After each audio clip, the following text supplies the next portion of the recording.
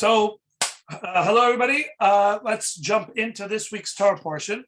This week's Torah portion is Parshat Bo. Parshat Bo, a very significant Torah portion in the sense it comes to a head. Here we have the grand finale of this face off between Moshe and obviously God and Pharaoh. In a sense, it's not really the grand finale because we're going to find out that the Jewish people leave Egypt, but Pharaoh's really not ready to just let him go.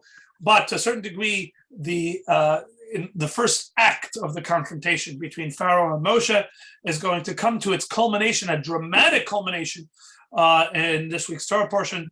Moshe has already brought onto Egypt 7 of the 10 plagues, and we talked about the fact that Paro keeps on exhibiting an incredible amount of stubbornness, even as him and his nation are getting beaten down, really beaten down. The Pharaoh seems to not get the point. He keeps on playing the game. He keeps on saying, I'll let him go, Moshe, stop the plague. I'll let him go. And then when Moshe stops the plague, Paro reneges on the deal. You know, my father used to run the matzah bakery in his younger days for all of Maryland. You know, before there was Chabad Shluchim on every corner in the state, there was really Rabbi Kaplan, senior, and he kind of was Baltimore. My father was in the greater Washington area. My father really ran the programs for in a sense, all the schools and the various synagogues, etc., for the whole state. So, like the matzah bakery, the camp, the shofar factory, etc. So he would always have the spiel before they actually got down to making the matzah, and he would ask the kids to help him go through the story of Pesach, so that they, in a sense, were fresh up on the details and understood the connection between the matzah they're about to bake and the whole story. So to keep them engaged, oftentimes he wouldn't just tell the story, but he'd ask them for their involvement. So one of the things we mentioned last week, my father would say, who can name some of the plagues? Now, this is an interesting thing that's born out of years of experience. It's not based on some psychological study, but it is a fascinating thing that when you yell to kids or ask the kids a whole bunch to yell out the 10 plagues, almost invariably, not 100%, but almost invariably, the first plague that they'll all shout out is, anybody know? Frogs. For whatever reason. How did I know? Frogs is going to be 8 or 9 times out of 10, they're going to yell out frogs. But either way, one year he's going through it, and Les is providing the visual aids for us over here. By the way, that does not look like a particularly dangerous frog. If Egypt was flooded with those kind of frogs, I think they would be a little bit more cuddly response to it. But they still stink when they were dead. Right, that's right. That is true. But anyway, so they were one time they're going through. They kind of said all the obvious ones. And my father said, can anybody else remember any of the last ones that we've missed? The kids are thinking. Finally, one kid in the back raises his hand. He goes, ooh, he's got it. So my father said, yes, do you know one of the plagues? He says, yes, honor your father and mother. I love it. Kid yells out. I love it. So that was still not the best kind of single thing from it. My father was going through, and again, keeping kids aside, says Pharaoh says, Les is providing which plague was that? You're on mute or something. Oops. That's when the Nile turned to blood, and all the fish went. There you go. It's a plague of sharks. Right. Well, at least Les, if anybody needs somebody to come in and teach all about all the plagues, Les is making himself available. Got it. All his props. But anyway, we'll hire you.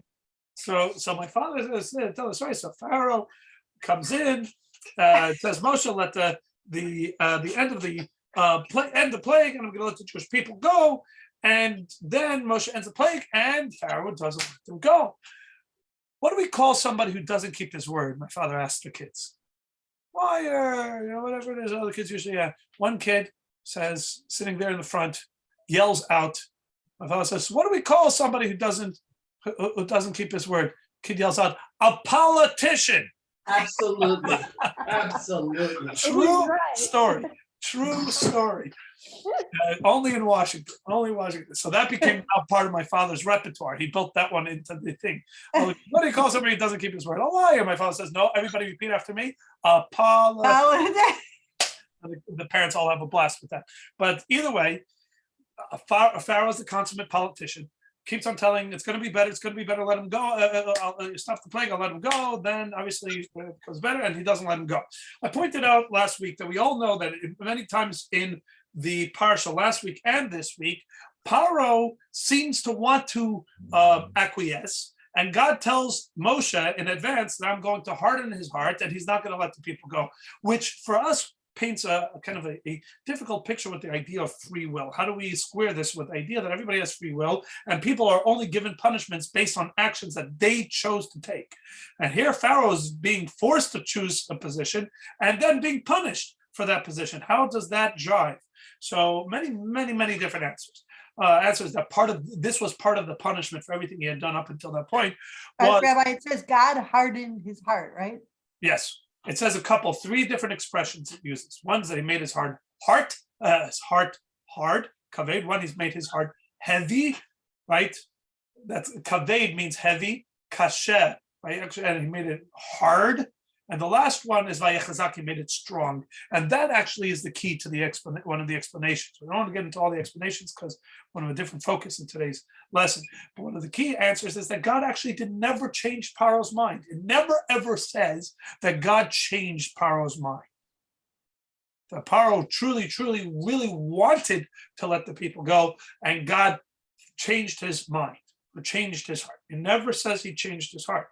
What is the expression? In fact, God didn't do anything more than harden his heart, strengthen his heart, i.e., and we all know about these circumstances, that we really want something, but circumstances doesn't allow it, right?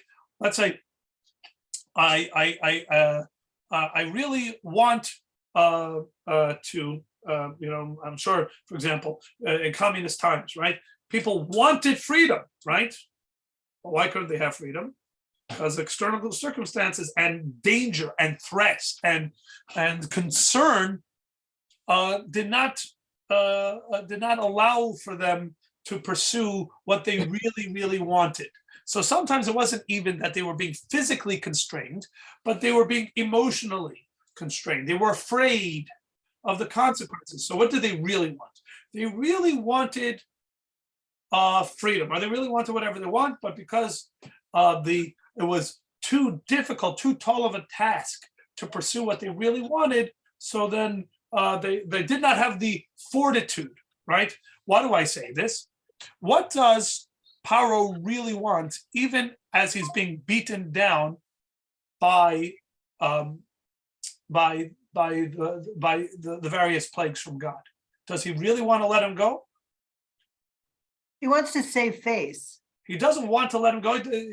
He wants, but I think it's more than that, because the Paro was really challenging the deity. right. So all of these challenges went to the question of who is really God, and our God finally put down his gods, and that's when he became and that's when he became subservient. He's God. Right, He thinks- or his own God, right, himself included, his pantheon, as it were, where he plays a significant role.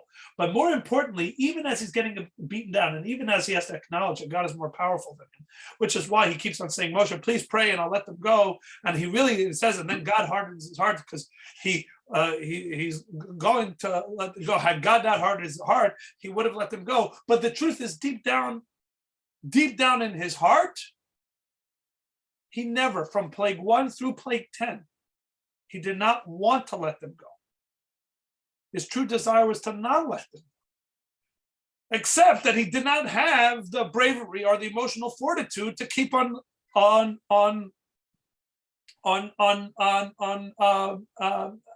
a sense, to keep his true desire in the face of all the plagues. So deep down, what did he really want to do? Was he really righteous at the core of his heart? No, the only reason he wanted to let the people go after a while because it was becoming too painful. So God's not changing his heart when he forces Pharaoh to continue to say no. Rather, he's making an honest man out of him, as it were. He's strengthening his heart, he's hardening his heart, he's giving him the emotional fortitude to continue to say no. And that's the point. God is not punishing Pharaoh, who really wanted to be righteous, and God changed his heart, made him be evil, and now is punishing him for being evil. Pharaoh deep down wants to continue to be evil, wants to continue to subjugate the people, wants to continue to stand against God. Rabbi, He just there's doesn't have something the that emotional doesn't work with- fortitude after all the beatings. So God grants him the emotional fortitude and says, I'm going to help you see this all the way through to its bitter end. I'm sorry, who? There's somebody something was that saying? doesn't add up with this. Chas v'shalom, I'm putting myself in Pharaoh's shoes.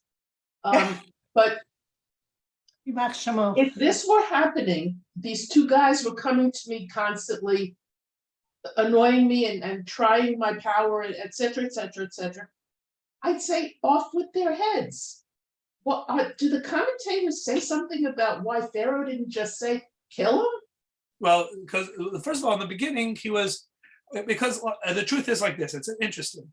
At the beginning, off with Pharaoh plays psychological warfare brilliantly. What's more powerful than making a martyr out of these two guys? Because if he says off with their head, then he's got a burgeoning population that might just be the spark to set off the entire tinderbox that will have them rebel, right? If Moshe, as oftentimes happens, don't forget the whole Arab Spring, right, began because one person did self-immolation in Tunisia. Some faceless nobody that nobody even knew, but because the whole thing was a tinderbox that set off the whole attitude of throw over the dictators, starting really from Tunisia, then to Libya, then from Libya to Egypt. So Pharaoh understands that. Forget just some nameless person. If he kills Moshe and Aaron, then perhaps that's it. So he doesn't want to do that. Better than making them a martyr is to make them pariahs by their own people, right? And that's what he does brilliantly in the beginning. What does he do? He makes the job and the tasks of the Jewish people harder. He makes them suffer more. And he says, if you want to blame anybody for your greater suffering, blame your heroes, right? And they do, in fact, turn around to Moshe, and they turn on Moshe and Aaron. So Pharaoh knows how to play this. He's not being benevolent in any way. Obviously, once things start happening, now he's starting to be afraid, because he now actually is afraid of the God of the Jewish people. And he is cowed, he's intimidated. And that's the point. He's intimidated to the point where God has to be the one to harden his heart so that he can continue to realize what he truly desires, which is to hold the people back from going, right? But he is intimidated, and he is. So first, he doesn't take them seriously. Very quickly, he starts taking them too seriously, or not too seriously, but rightfully seriously. And he definitely doesn't want to mess with the messengers of this power that has shown that that he can do some serious damage to Egypt. So Pharaoh, at this point, is honestly doesn't want to even go there up until having said that, up until the last plague. At this point, he is so fed up. He says, Rav lach al tosef kaber, he says, don't you dare come to me anymore. I don't want to see your faces anymore in the palace. Right? And he says, and if you do, I will kill you. Because at the certain, you eventually push somebody past a breaking point. And even if they are afraid and they're intimidated, but Pharaoh says, Pharaoh lashes out exactly at that point. He's at the end of his rope, and he says, "If you come back again, it's gonna be your lives." To which Moshe and Aaron say, "What?" You're right. Exactly as you say. We won't come back. Next time we meet, you'll be chasing after us. You'll be trying to find us. And that's actually what happens as the plague of the firstborn is playing out, and Pharaoh loses his firstborn, which is devastating. And beyond that, who else is a firstborn? He is. Pharaoh himself. And so he runs out of the palace in the middle of the night. In fact, the Talmud tells us he runs out in his night clothes. Pharaoh's running through the streets in his pajamas, trying to track down Moshe in Goshen. And he's asking all the children, this is the Talmud tells us, that the children start sending him up and down on wild goose chase. Oh yeah, I think Moshe lives down this street. Finally, everybody's getting their comeuppance, as it were, right? And Pharaoh's running up this street, down that street. Where's Moshe? Where's Moshe? Right? Finally, he finds Moshe and on their own terms and says, I'm done. I'm done. Let the people go. Everybody, all men, women, children, cattle, whenever you want, for however you want. If you said 3 days, go for the 3 days, whatever. Right? That's eventually how the saga reaches, in a sense, its dramatic conclusion, at least stage act 1, as we said, still also the whole splitting of the sea and all that. But suffice it to say, to your point, Paula, is that originally he doesn't take Moshe and Aaron seriously enough, thinking that he must get rid of them. Rather, he says, better that I turn them into a pariah than take the chance of turning them into martyrs. And once he starts to realize that they really are packing the firepower, now he's afraid.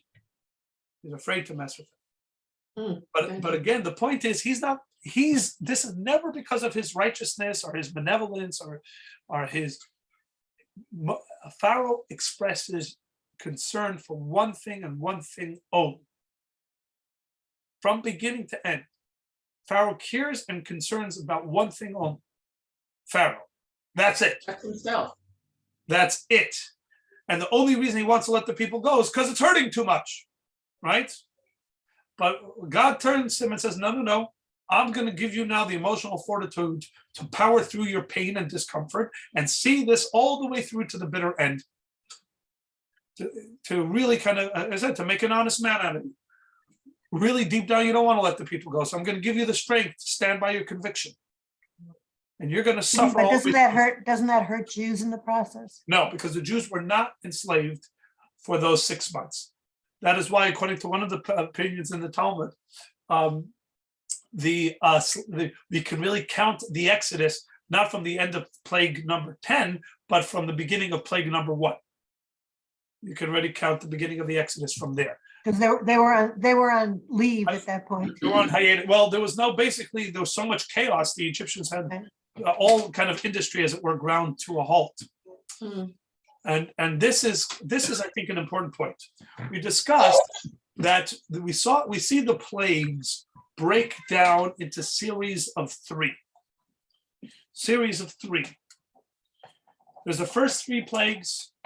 There's the middle 3 plagues. There's the last 3 plagues, and then there is the plague of the firstborn. And each one kind of introduces a new phase in it, and this is important to understand. Beginning 3 were shock and awe, were the shock and awe campaign, were really to scare the Egyptians, were 3 plagues of intimidation. Plague 1, which is plague of blood. Plague 2, the plague of frogs. Plague 3, the plague of lice. None of those 3 plagues did any real damage. They just are very scary, right? They're very scary. They're, the main, it first shows that the greatest, what you consider the greatest constant, the Egyptians' greatest constant is what? The Nile River, right? And here is God showing control of the Nile River in plague 1 and 2, right? Plague 3, the very ground itself becomes bugs, right? These are very kind of massive and ubiquitous plagues that scare the living daylights out of the Egyptians. So that if, in fact, Pharaoh would have called a halt at that point and let the people go, then really no harm done, right? No harm done. Egypt would have been scared, but they would have pretty much the very next day gotten back to be able to get back to business as usual, obviously, except without their slave class. But Right, and they also would have still believed that Pharaoh was God. yeah, correct. But most importantly, the damage would have been very minimal. That's the first 3 plagues. Now let's look at the next 3. The next 3 is Arov, which Dever, was Dever, Shechin, right? Arov, Dever, and Shechin. Arov, Dever, and Shechin begin damage, plagues that are doing damage. Right? Arov, people are dying. Right? Dever, animals are dying. Shechin, everybody comes down with illness. Right? So these are damaging. These are causing lasting damage. Egypt is not going to be the same on the other end of this. Having said that, they can very easily survive. They've taken hits, they've taken body blows, but these are not destructive, right? Because even in Dever, the one that killed the animals, which is, infrastructure, right? Was if you kept the animals on the inside, it says anybody who brought their animals in were spared, right? Their animals didn't die. The next 3 are destructive. Starting from the hailstones to the locust to the darkness. Hailstones destroyed the crops. Right? On top of the hit, because after most of the animals died, right, that affects 50% of the industry, 50% of the economy. But you can come back from that because you still have the other 50% of the economy plus the animals that you were careful enough to put back into the stables, whatever, what have you, right? But comes Barad and it destroys all the rest of the harvest. It destroys now the agriculture. You lost the animals, now you lost the agriculture. Following on that comes Arbe, the locusts. And that's why this kind of starts in this week's parsha. Because in the agriculture, it says very clearly at the end, it was destructive, but not annihilating. Because it says those things that were young and hadn't yet become firm or fully sprouted were spared. The Torah goes out of its way to tell us this, right? At the very end of last week's Torah portion, that the bara devastated everything that had kind of fully grown or whatever it is. They smashed it and caught everything on fire because the hailstones were both ice and fire. But the new shoots that had either yet to sprout or had just sprouted were spared. All up until what? locust. The locusts. By the time the locusts are done, there is nothing left down to the root. There is nothing. Animals are gone. Crops are gone. Right? Don't forget what period of the year is this. The spring, Aviv. Right? And now you have no harvest. Right? You have no harvest. There's no coming back from this. There is no coming back. Not only are they going to be forever affected, they're gone. And the last resource, so we took out the animals, we took out the agriculture. What's the last? Humans. The human, right? The last resource is the human. How do you break the human being? Makat bechorot. No, first makat choshech. Mm, Right. Absolutely, absolutely, Sensory deprivation for a week straight. absolutely. You know how long they say the average person can handle sensory deprivation before they go, it starts to affect them psychologically? Probably a matter of hours. So they say the average person can handle, I mean, obviously people get nervous, whatever it is, but it starts to have lasting effect at 24 hours. Oh, 24, 2 They had days. to do 3 days of this. And it wasn't just deprivation, it was smothering. The darkness was so intense, it says that it was actually like a physical thing. Those that sat couldn't stand, those that stand couldn't sit. They were smothered in this darkness.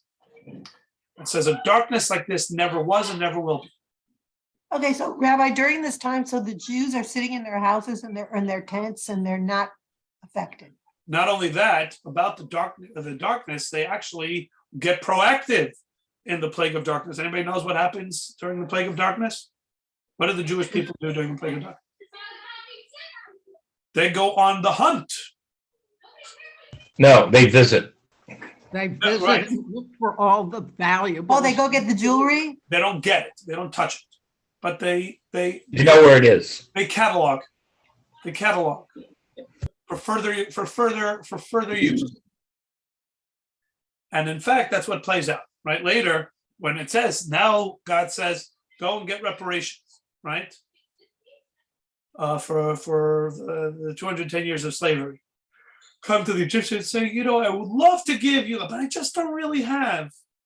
To which the Jewish spies, yeah, except for those diamond earrings that you're keeping on the third shelf of the bureau to the left. And that little nest egg that you've been kind of under the floorboards in the kitchen, et cetera, et cetera. So the bottom line is the Jewish people seek out their gold, right? The gold that they deserve for Their 200 salary. years of uncompensated labor. Right. By the way, which the Egyptians have become rich on. You know, it's like an interesting thing. I heard this comedian do a whole spiel on the British Museum, right? And Give us back our stuff. yes, basically. So go to the British Museum, and this, ancient Egypt, and this comes from India, and this comes from, and all the British are like displaying. It says the arrogance, the arrogance for the British to display that. It's like, so he like plays it out. It's like you invite somebody into your home. It's like, oh, or not whether invite somebody they didn't really get invited, right? He says somebody just shows up in your home and says, oh, I think I'll take that. And then your children come by and say, oh, I think we recognize that. Isn't that ours? Oh, yes, it is. Yes, it is yours. Can we have it back? Oh, no. You can't possibly have it back. I have to show it off. But it's our very special. It's like it's our heritage. It's our culture. It's like it means so much to us. Right. Yes, but we need to put it in this display case to show. It's so absurd. And It's so true. the thing is like this: is that this treasure is in fact the Jewish people. The reason the Egyptians were that wealthy, et cetera, is because of all the labor that the Jewish people were doing uncompensated. And so the bottom line is, it's only actually fair, right? But but back to the point. At this point, Egypt is utterly done. The animals have been destroyed. The agriculture has been destroyed, and the human spirit, the human will, has been destroyed. The only thing that has not been destroyed is the ruling class, because either way, they're not the farmers, right? The animals, whatever it is, yeah, sure, they're going to be the last affected, right? They are, what do they call it? A trailing indicator, right? They're not the farmers. Their farms are gone. The nobles are going to feel that pinch soon, right? What demographic comprises the nobility? The firstborns. The firstborns are the nobility primarily. That's what the firstborns of the firstborns of the firstborns, et cetera, et cetera. To hit the firstborn, and within each family, the firstborn is like that prized child, really the firstborn is the most special child, the smartest, the most charismatic, the greatest.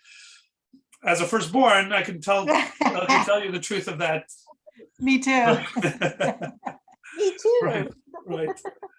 But I'm the a point being- firstborn and I don't believe it. But either way, my sister disagrees with me on this point for some reason. But by the way, I have to say I have 5 more minutes because I'm going to pick up my niece from the bus. So she's arriving at 2:00. So I'm going to have to call end at 1:45. But all this comes to a head, and finally, so we see very importantly, we see that God is dialing it up, right? Dialing it up. And honestly, again, had Pharaoh at any point, and that's my point that I said at the beginning, had Pharaoh at any point truly in his heart decided enough is enough, whether maybe not even for himself, but because that would be, again, as we talked about, that really he wouldn't want to let him go. He just didn't like suffering. But had he done it because of his people, had he said, you know what, my people have suffered enough, I'm going to let them go, then at any given point in time, it would have been the end. But that's who Pharaoh was. Deep down, God knows his heart. God knows all of the hearts. And God says, I'm going to strengthen it. I'm going to harden it. I'm not going to change it. If at any point his heart truly changes, then that will be the end. But it's until he's lost everything. And that was life that he actually says, I really want to let them go. Now I really want to let them go. To the point where I'm leaving the palace. Otherwise, Moshe and Aaron have to keep, what is the indication? Moshe, he keeps on calling, yeah, call them all, call them in. You know, if you really truly, go find them, go tell them I'm done, end the plague. No, like, yeah, we'll put it in the schedule. Put a meeting with Moshe and Aaron into the schedule. You know, oh yeah, end the plague, you know. We don't see true remorse until the 10th plague, when the plague is right up against his face. Now, having said that, the parsha tells us something very important. Till now, Hashem has been telling Moshe, go to Paro. Right? Go to Paro for this, go to Paro for this, go to Paro for this. At this moment, this culmination, when Pharaoh is going to be at his most desperate and his most dangerous, Hashem begins the parsha, or the parsha begins, and the name of the parsha is Boel Paro, which means what? Come with me. Come to Paro. And as Paula said, come with me. Boel Paro. Why would the parsha be named this? Why is this an important message? Because God is not talking just to Moshe. God is talking to the Moshe within every one of us as we go and we face off with the Paro within every one of us. At the end of the day, we have a battle between our Yetzer Tov and our Yetzer Hara, our Nefesh Elokit and our Nefesh Bahamit. Paro is incredibly powerful. Kabbalah attributes to Pharaoh the idea of itbariu kol nehorim, that the term Paro comes from the ability to spread all lights. Paro is a luminary on the evil side of things, but a luminary. He's an incredibly powerful entity. Moshe is not wrong to be intimidated. That God creates a balance and a counterbalance. So and as we know in ourselves, that unless you're a tzaddik, which is kind of something that a special gift from God, all of us struggle. Our godly soul does not seem to be far and away more powerful than our animal soul. It seems to be a pretty fair fight, which means it's intimidating. At any given point in time, I don't know if I'm going to go into this and win the day. I don't know. If in this face-off, I walk away the victor. So there's a quote in Tehillim, Ki yamod liyamin evyon hoshia mishoftei nafsh. That God, you stand to the right of the of the pauper, to save him from those who judge his soul. The Alter Rebbe explains in Tanya that, quoting the Gemara, that each one of us have two judges inside of us. The godly soul is the judge, and the animal soul. Neither of them are the dictator. They both have a judge. They both have a vote, right, as to the way this small city, right, you and all your infrastructure is supposed to run. The godly soul has an opinion as to the way it's supposed to go, and the animal soul. And there's the constant clash of these two judges. So what's going to happen? To this, King David exclaims, Ki yamod liyamin avyon, you stand to the right side, right? Because in a sense, that's the side of holiness. You stand to the right side of the poor person. That's each one of us bereft of, in a sense, the resources on our own to figure this out. Lehoshia, to bring salvation against the judges that are judging against his soul. Basically, it is not one against one, godly soul versus the animal soul. It's actually two against one. There's a third presence. There's a third party who tips the scales. Because God doesn't say, go to Pharaoh and face him on your own. Come to Pharaoh. Says, come.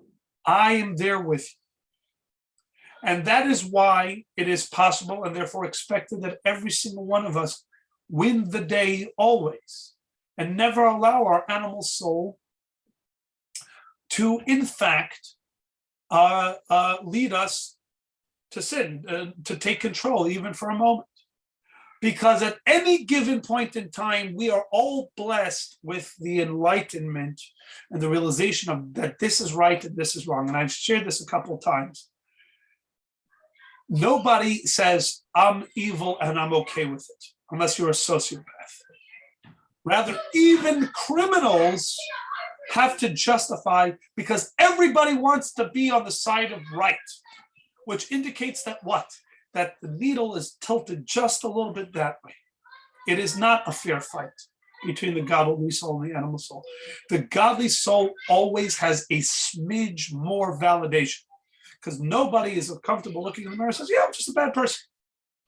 Rather, even criminals look in the mirror and say, I'm a good person, but this or that, validation, justification, whatever it is. Right? It wasn't fair, I was there.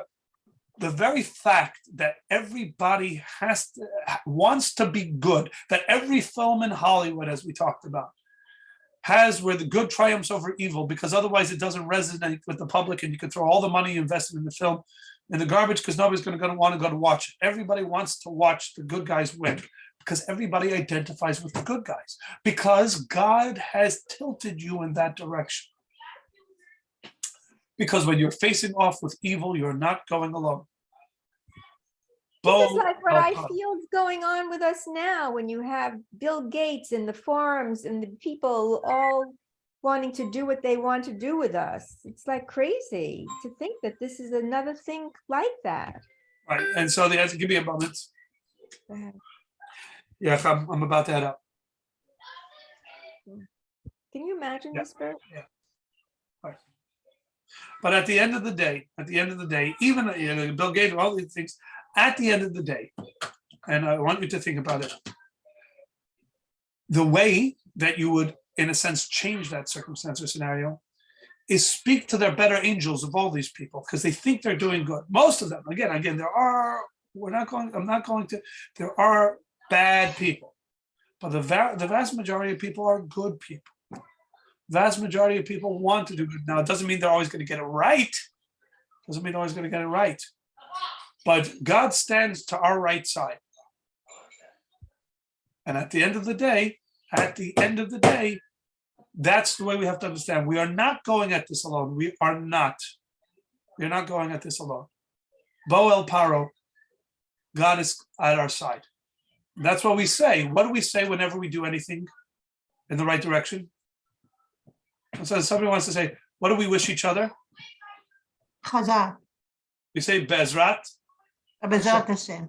Bezrat Hashem. What does Bezrat Hashem mean? It's the help of God. You're Right. going together. And that's the point. We are acknowledging, and when it works out, what do we say? Thank you. Baruch Hashem. That is right there, the tacit and explicit acknowledgement that whenever we face this challenge, it was vote, come. Think about, and we have to think about that. We have to wake up in the morning and think about that. When we face a challenge, we take a deep breath and say, I'm not going at this alone. God is standing by my side. All right, everybody?